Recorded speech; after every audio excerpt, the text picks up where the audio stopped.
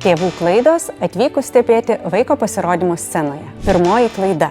Visą savo vaiko pasirodymą mes stebime per mažą telefono ekraną. Kodėl? Tai tikra beprotybė.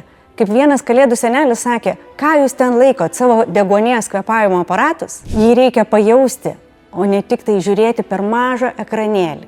Be to, dažniausiai renginiuose dirba profesionalūs filmuotojai ir fotografuotojai. Pasitikėkite jais. Antra didelė klaida – mojuoti vaikui iš savo sėdimos vietos. Tada vaikas pradeda ieškoti jūs akimis, pradeda jum atgal mojuoti, tada kiti užsikrečia tuo, taip pat ieško savo tėvelių, taip pat mojuoja ir iš šokio nebelieka nieko. Trečia klaida – lipti ant scenos po pasirodymo. Scena yra kaip šventa vieta, tai skirta šokėjams. Ten turi išlikti ypatinga švara ir atitinkama aura. Su lauko batais ten jokių būdų negalima lipti. Jeigu tikrai labai norisi pasidaryti fotografiją, nusiaukime bent jau batus. Na ir paskutinė taisyklė, po koncerto būtinai pasidžiaukime. Juk kaip jau beįvyko, ar geriau, ar blogiau, tą sekundę reikia visiems ne analizės ar vertinimo, o tiesiog šilumos ir pasidžiaugimo.